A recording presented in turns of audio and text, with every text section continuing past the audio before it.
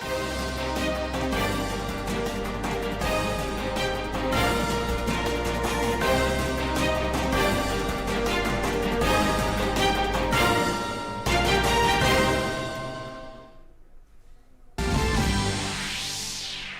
विधानसभा चुनाव के प्रथम चरण के लिए चुनाव प्रचार अभियान जारी। प्रधानमंत्री ने सुरेंद्रनगर और जंबूसर में विजय संकल्प रैली को किया संबोधित। नवसारी में भी विजय संकल्प रैलियों को करेंगे संबोधित। गृह मंत्री अमित शाह की 4 जिलों में जनसभाएं। वहीं कांग्रेस नेता राहुल गांधी का राज्य में प्रचार।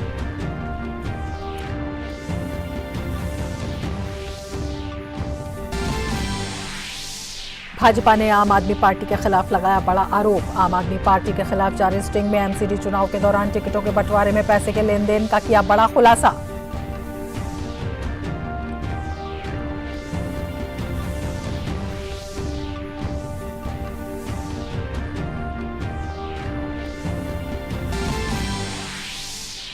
वित्त मंत्री निर्मला सीतारमण ने आज से बजट पूर्व बैठकें शुरू की। वित्त मंत्री का उद्योग जगत के नेताओं और बुनियादी ढांचे और जलवायु परिवर्तन के विशेषज्ञों के साथ परामर्श।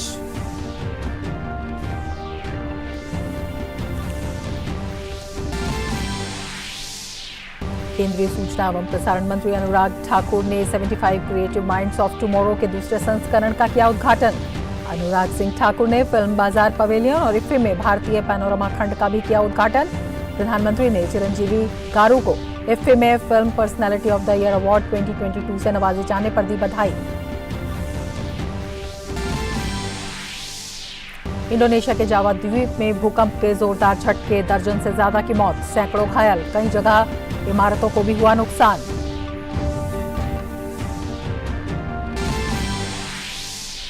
कतर में फीफा विश्व कप के इतर उपराष्ट्रपति जगदीप धनखड़ ने यूएन प्रमुख गुटेरेस समेत कई वैश्विक नेताओं के साथ की मुलाकात। उपराष्ट्रपति ने भारतीय समुदाय के लोगों के साथ की बातचीत।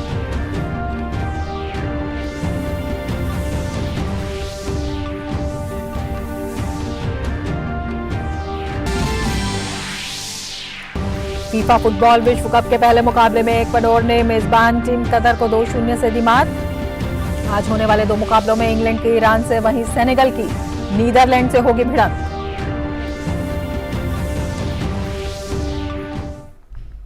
नमस्कार, डीडी न्यूज में आपका स्वागत है। मैं हूं रमा त्यागी। लेंगे समाचार विस्तार से। गुजरात विधानसभा चुनाव के प्रथम चरण के लिए चुनाव प्रचार चरम पर पहुंच गया है।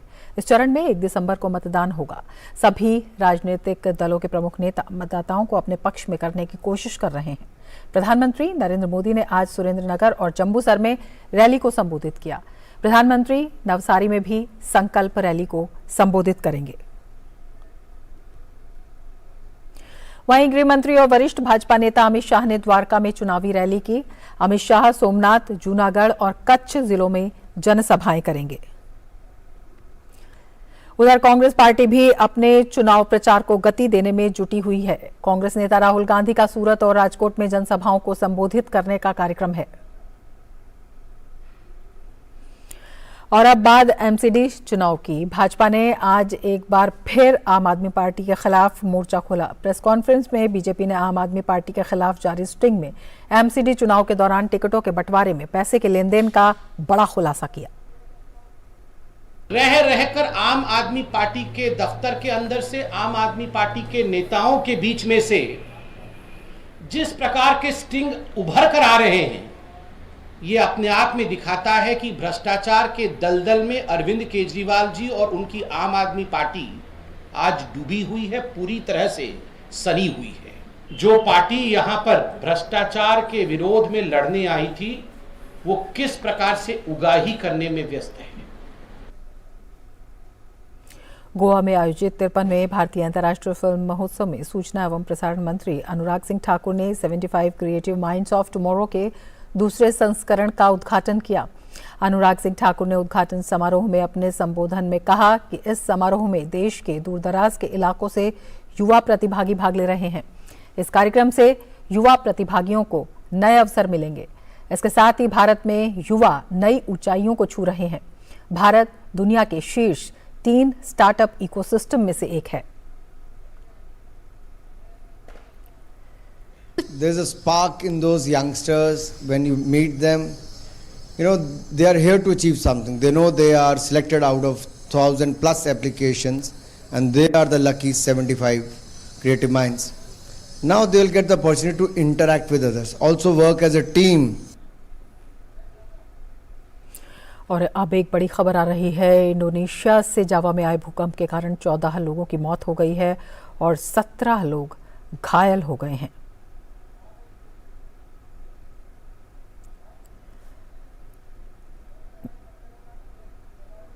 जावा में भूकंप के कारण 14 लोगों की मौत हो गई है और 17 लोग घायल हो गए हैं।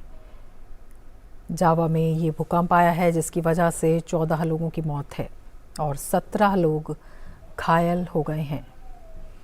आगे बढ़ेंगे। गोवा में आयोजित 53वें भारतीय अंतर्राष्ट्रीय फिल्म महोत्सव में सूचना एवं प्रसारण मंत्री अनुराग सिंह ठाकुर ने फिल्म बाजार का उद्घाटन किया और आपको बता दें कि ये खबर मिल रही है जावा में भूकंप के कारण 14 लोगों की मौत हो गई है और 17 लोग घायल हो गए हैं। इंडोनेशिया के जावा में ये भूकंप आया जिसमें 14 लोगों की मौत और 17 लोगों के घायल होने की खबर है।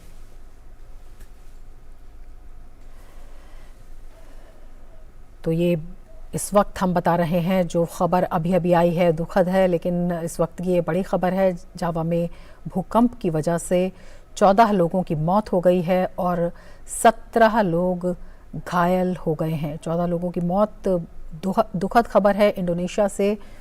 जावा में भूकंप जिसकी वजह से 14 लोगों की मौत हुई और 17 लोग घायल हैं, जो अभी तक सूचना मिल पा रही है। उसके मुताबिक भूकंप के कारण 14 लोगों की मृत्यु हो गई है और 17 लोगों के घायल होने की खबर है।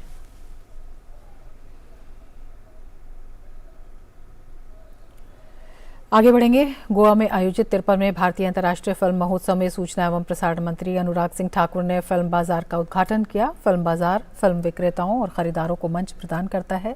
इसमें हर वर्ष दक्षिण एशिया के 200 से अधिक फिल्म पटकथाएं, परियोजनाएं और फिल्मी दुनिया भर के निर्माताओं, खरीदारों, बिक्री एजेंटों और फिल्म समारोह आयोजकों के सामने प्रस्तुत की जाती हैं।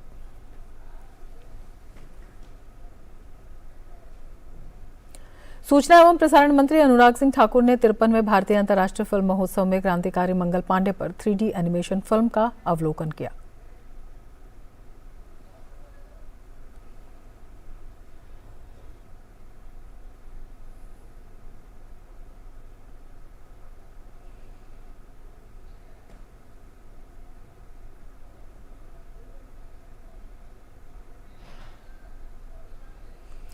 प्रधानमंत्री नरेंद्र मोदी ने फिल्म अभिनेता चिरंजीवी को इफ्फी में Indian personality of the year दिए जाने की घोषणा पर ट्वीट कर बधाई दी। ट्वीट संदेश में उन्होंने कहा, चिरंजीवी गारू असाधारण शख्सियत हैं।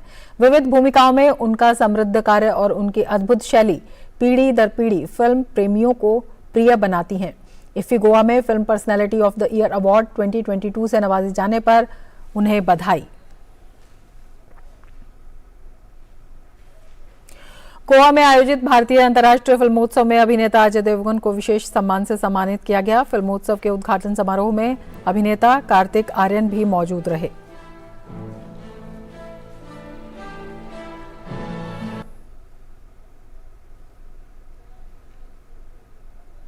भारतीय अंतर्राष्ट्रीय फिल्मोत्सव के उद्घाटन समारोह में अभिनेता मनोज वाजपेयी को भी विशेष सम्मान से नवाजा गया। मनोज वाजपेयी ने सिनेमा के विस्तार की सराहना करते हुए कहा कि सिनेमा में प्रतिभाओं की भरमार है।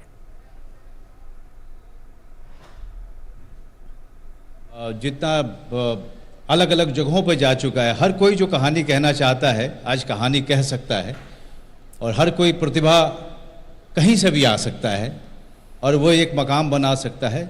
फिल्म इंडस्ट्री में इस तरह की डेमोक्रेसी और इस तरह का कंटेंट का भरमार और इस तरह की प्रतिभा की भरमार शायद फिल्म इंडस्ट्री ने पहली बार देखा है। अब सीधे आपको ले चलते हैं डॉक्टर जितेंद्र सिंह की प्रेस कॉन्फ्रेंस में। About 25 lakh pensioners have availed the benefits of the digital life certificate.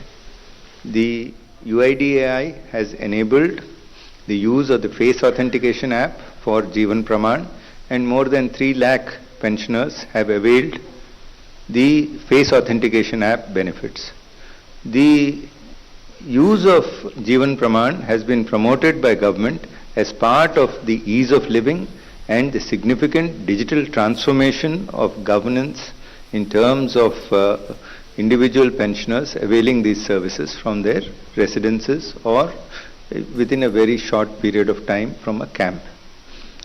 The Department of Pensions has organized 37 camps, and we have a small presentation to be made by our Additional Secretary Pensions. So far, 37 cities have been planned, but looking to the huge success of the campaign, further expansion will be considered in the coming years.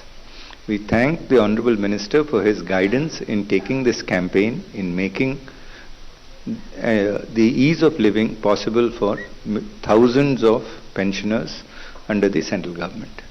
The second major e-governance initiative we wish to present is the 25th National E-Governance Conference, which will be held at Katra in Jammu and Kashmir. Government has tried to take e-governance to the farthest corners of India, and under the Honorable Minister's directions, we have held the National E-Governance.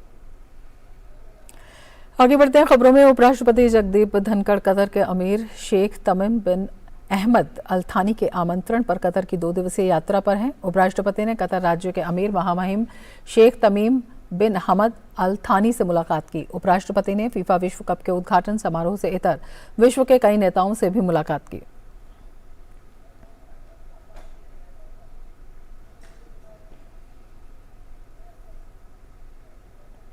उपराष्ट्रपति जगदीप धनखड़ ने संयुक्त राष्ट्र महासचिव Antonio Guterres से भी मुलाकात की।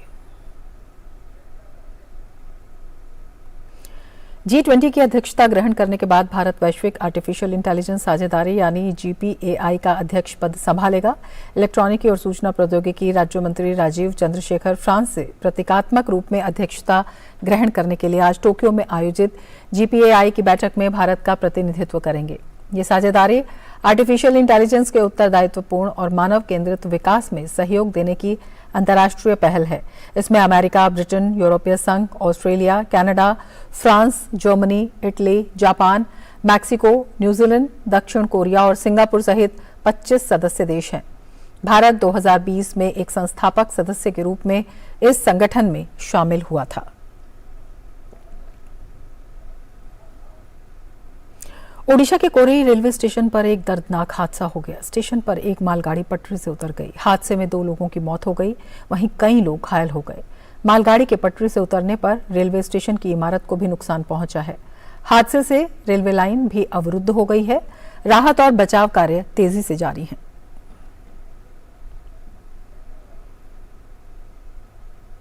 श्रद्धा murder case की जांच दिल्ली पुलिस से सीबीआई को ट्रांसफर करने को लेकर दिल्ली हाईकोर्ट में याचिका दायर की गई है। एक वकील की ओर से दायर याचिका में कहा गया है कि दिल्ली पुलिस जांच से जुड़ी हर जानकारी मीडिया को लीक कर रही है। 6 महीने पहले हुए इस मर्डर की मुकम्मल जांच करने में पुलिस समर्थ नहीं है, लिहाजा जांच सीबीआई को सौंपी जाए। 2012 के छावला रेप और मर्डर केस में दिल्ली सरकार पुनर्विचार याचिका दायर करने जा रही है। एलजी ने रिव्यू पिटीशन फाइल करने के निर्णय को मंजूरी दे दी है। हाल ही में सुप्रीम कोर्ट ने निचली अदालत और हाई कोर्ट से मौत की सजा के फैसले को पलटते हुए आरोपियों की रिहाई के आदेश दिए थे। सुप्रीम कोर्ट ने कहा था कि पुलिस और अभियोजन पक्ष की दलीलों में कई विरोधाभास थे और ट्रायल में भी कई तथ्यों की अनदेखी की गई। काशी तमिल संगमम में शामिल होने के लिए तमिलनाडु से काशी आए प्रतिनिधियों के पहले जत्थे ने पवित्र नदी गंगा के घाट, श्री काशी विश्वनाथ मंदिर, तथागत घाट और मूलगंधा, कुटी विहार, सारनाथ और बनारस हिंदू विश्वविद्यालय के विशाल परिसर में स्थित प्रदर्शनी स्थलों का अवलोकन किया। प्रतिनिधियों ने हनुमान घाट पर स्नान किया। स्नान के बाद वे बाबा दरबार पहुंचे, जहां उन्होंने काशी विश्वनाथ मंदिर में ध्यान किया। प्रतिनिधियों ने सारनाथ का भी दौरा किया। ये स्थल 4 प्रमुख बौद्ध तीर्थ स्थलों में से एक है। उन्होंने भगवान बुद्ध के पहले उपदेश के स्थल पर जाकर हजारों वर्ष पुराने इतिहास और विरासत के बारे में जानकारी प्राप्त की। प्रतिनिधियों ने पुरातात्विक परिसर, मूलगंधा कुटी विहार और इसके आसपास के आकर्षणों को देखकर प्रसन्नता व्यक्त की। प्रतिनिधियों, जिनमें ज्यादातर तमिलनाडु के विद्यार्थी शामिल थे, उन्होंने सुबह बनारस हिंदू विश्वविद्यालय परिसर और काशी तमिल संगमम स्थल पर बिना विभिन्न प्रदर्शनी स्थलों का भी दौरा किया। उन्होंने 2 पवित्र शहरों के समृद्ध सांस्कृतिक और इतिहास के बारे में जानने और ज्ञान इकट्ठा करने में सफलता प्राप्त की।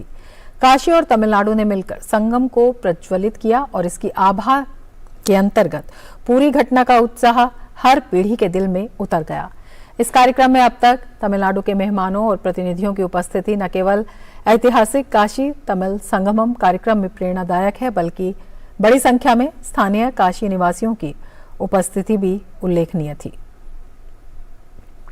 केंद्रीय वित्त मंत्री निर्मला सीतारमण द्वारा आज से बजट पूर्व बैठकों की शुरुआत की गई। वित्त मंत्री ने उद्योग जगत के नेताओं और बुनियादी ढांचे और जलवायु परिवर्तन के विशेषज्ञों के साथ परामर्श किया। 2023-24 के बजट बनाने में हितधारकों से सुझाव के लिए वित्त मंत्री की वर्चुअल बैठकें भी हो रही हैं। 22 नवंबर को वित्त मंत्री कृषि और कृषि प्रसंस्करण उद्योग, वित्तीय क्षेत्र और पूंजी बाजार के प्रतिनिधियों से मिलेंगी। 24 नवंबर को स्वास्थ्य, शिक्षा, जल और स्वच्छता सहित सामाजिक क्षेत्र के विशेषज्ञों के अलावा सेवा क्षेत्र और व्यापारिक संगठनों के प्रतिनिधियों से मुलाकात करेंगी। श्रमिक संघों के प्रतिनिधियों और अर्थशास्त्रियों के साथ बजट पूर्व बैठक 28 नवंबर को होगी। सभी सुझावों पर 2023-24 के बजट में गौर किया जाएगा, जिसे वित्त मंत्री 1 फरवरी को संसद में पेश करेंगी। आगे बढ़ते हैं। तुर्की के रक्षा मंत्रालय ने दावा किया है कि उनके सैन्य विमानों ने उत्तरी सीरिया और इराक में कई हवाई हमले किए हैं। तुर्की ने F-16 फाइटर जेट से इस एयर स्ट्राइक को अंजाम दिया है। इस हमले में 31 लोगों की मौत हो गई है। तुर्की ने कहा है ये कार्रवाई इस्तांबुल में हुए विस्फोट में 6 लोगों की मौत और 80 लोगों के घायल होने के बाद की गई है। आपको बता दें कि 13 नवंबर को इस्तांबुल के एक व्यस्त बाजार में आतंकी हमला हुआ था। तुर्की ने इस धमाके के लिए कुर्दिस्तान वर्कर्स पार्टी को जिम्मेदार ठहराया था। अमेरिका के कोलोराडो स्प्रिंग्स में एक LGBTQ नाइट क्लब में एक बंदूकधारी ने गोली मारकर 5 लोगों की हत्या कर दी है। इस हमले में 25 अन्य लोग भी घायल हुए हैं। घायलों में कई की हालत गंभीर है और उनका स्थानीय अस्पतालों में इलाज चल रहा है। कोलोराडो पुलिस ने कहा है कि वे हमले के कारणों की जांच कर रहे हैं।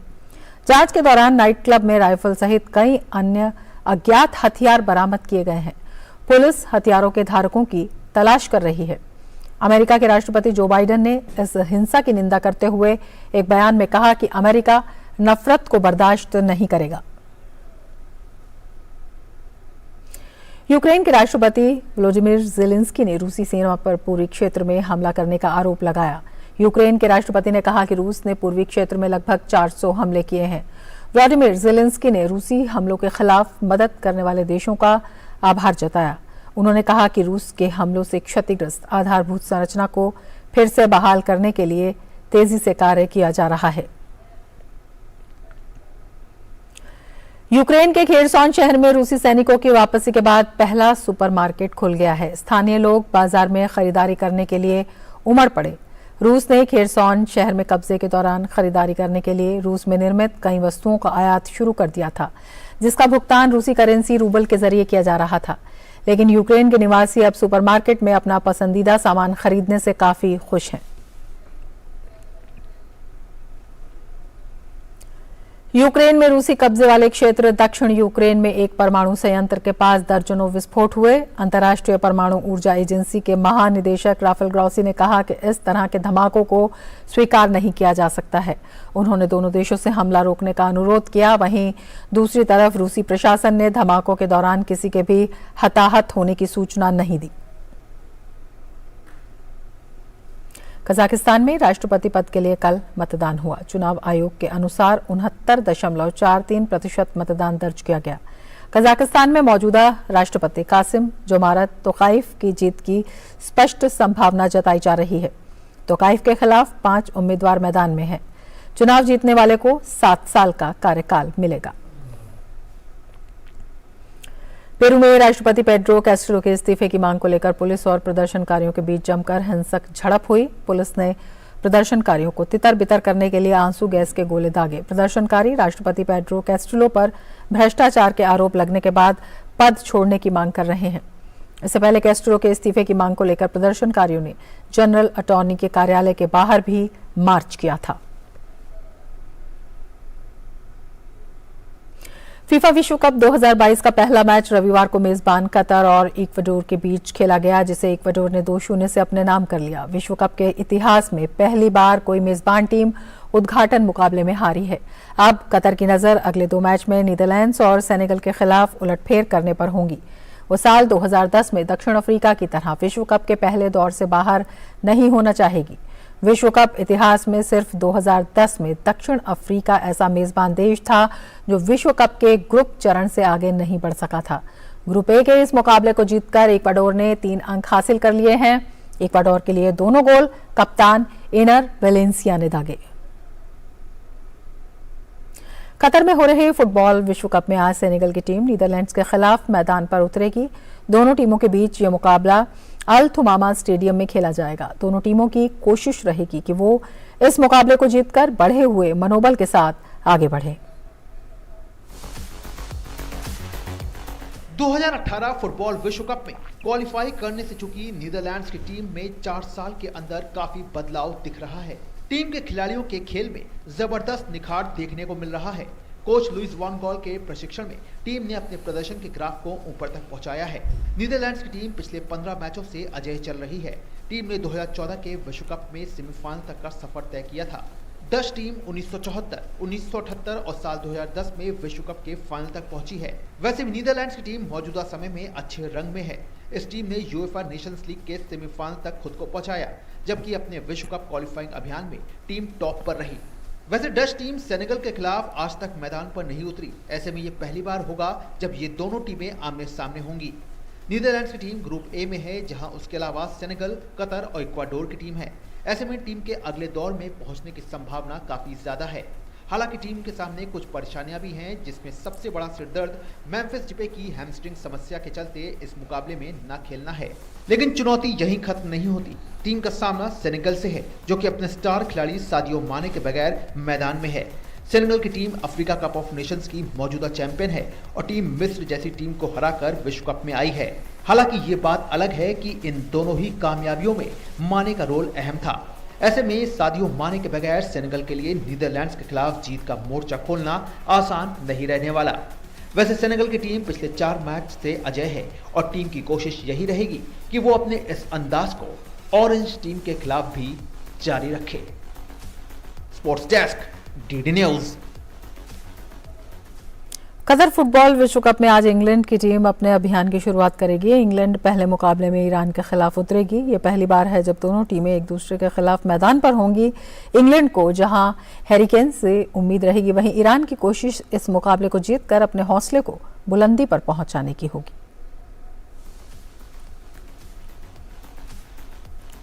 फुटबॉल महाकुंभ की शुरुआत हो चुकी है और अब दिग्गज टीमों के सामने बड़ी जीत के साथ अपने अभियान को आरंभ करने की चुनौती है। और इस कड़ी में आज फीफा विश्व रैंकिंग में 5वें स्थान पर मौजूद इंग्लैंड की टीम ईरान के सामने होगी। इंग्लैंड की टीम आज जब ग्रुप बी में ईरान का सामना करेगी तो वो ईरान को हल्के में लेने की गलती कतई नहीं करना चाहेगी। इस मैच में वैसे तो जीत का दावेदार इंग्लैंड को ही माना जा रहा है और कोच गैरेथ साउथगेट की टीम इस मैच को बड़े अंतर से अपने नाम भी करना चाहेगी, लेकिन फिर भी टीम हर कदम को फूंक फूंक कर ही रखना चाहेगी। इंग्लिश टीम को अपने स्टार खिलाड़ी और कप्तान हैरी केन से अच्छे प्रदर्शन की उम्मीद एक बार फिर से रहेगी, जिन्होंने क्वालिफाइंग राउंड में 12 गोल किए थे। वैसे ये पहली बार है जब इंग्लैंड और ईरान एक दूसरे के आमने सामने होंगे। previous World Cup results, you look at their last 2 games. मैं समझता हूं कि अगर आप ईरान के पिछले विश्व कप नतीजों पर गौर करेंगे तो आपको दिखेगा कि ये एक बहुत अच्छी टीम है। मैं समझता हूं कि फुटबॉल का खेल लगातार बेहतर होता जा रहा है सभी टीमों में, और सभी टीमों में काफी गहराई है। ये हम सब जानते हैं, इसलिए मुझे लगता है कि उनके खिलाफ खेलना कभी भी आसान नहीं रहने वाला। उनके पास कई अच्छे खिलाड़ी हैं। और सीधे आपको सूरत ले चलते हैं, जहां पर भारत जोड़ो यात्रा के दौरान राहुल गांधी अपना संबोधन दे रहे हैं। दलित, आदिवासी, लघुमती, गरीब, पछात સૌ વર્ગના લોકો જે પીડિત છે આ દેશમાં એ રાહુલજીની સાથે એ યાત્રામાં જોડાઈને ચાલી રહ્યા છે। मीडिया इतना दिखाती नहीं है, मगर अगर आप वहां आए, दिखाते नहीं है बिल्कुल। अगर आप वहां आए तो आपको एक नदी सी दिखाई देगी जिसमें लाखों लोग बह रहे हैं, चल रहे हैं। આ મીડિયાના મિત્રો દુઃખ સાથે કહેવું પડે કે આટલો મોટો એક પ્રવાહ નદીનો, સરિતાનો, દરિયા જેવો જતો હોય પણ એને બતાવતા નથી. એ બતાવે તો આખો દેશ અને દુનિયા જાણે. और नदी में कोई नफरत नहीं, कोई क्रोध नहीं, कोई हिंसा नहीं, सिर्फ भाईचारा. કોઈ નફરત નહીં, કોઈ ક્રોધ નહીં, કોઈ હિંસા નહીં, ફક્ત ભાઈચારો, દયા, કરુણા અને પ્રેમ. कोई पीछे रह जाता है, गिर जाता है, एकदम सब लोग उसकी मदद करते हैं, उठा लेते हैं. કોઈ પડી જાય, કઈ વાગ્યું કર્યું હોય તો તરત બધા જોડાઈને એને લઈ ઊંચકી અને મદદમાં તરત હાજર થઈ જાય છે. मोहब्बत की, प्यार की ये एक यात्रा है. આ પ્રેમ અને લાગણી, દયા, કરુણા, પ્રેમની યાત્રા છે. इसमें सब लोग आ जाते हैं. कोई ये नहीं पूछता भैया तुम्हारी जात क्या है, धर्म क्या है, भाषा कौन सी बोलते हो, आयु क्या है, बुजुर्ग हो, जवान हो, महिला हो, पुरुष हो, कोई नहीं पूछता. આમાં કોઈ કોઈનો ધર્મ, જાતિ, ભાષા, ઉંમર, પુરુષ, સ્ત્રી એને બદલે આખો માનવ સમુદાય એ બધો રાહુલજીની જોડે ચાલે છે. और सुबह हम शुरू करते हैं 6 बजे शुरू करते हैं, रात को 7-8 बज जाते हैं, मगर थकान बिल्कुल नहीं होती. સવારના વહેલા 6 વાગ્યાથી શરૂ કરે અને સાંજના 7-7:30 વાગે, પણ છતાં કોઈને એવો થાક લાગતો નથી. બધા એટલા જ પ્રેમ અને ઉત્સાહમાં હોય છે. पता नहीं आपने देखा. तो सूरत से कांग्रेस नेता राहुल गांधी के संबोधन का सीधा प्रसारण आप देख रहे थे. इसी के साथ ही इस बुलेटिन में फिलहाल इतना ही. नमस्कार.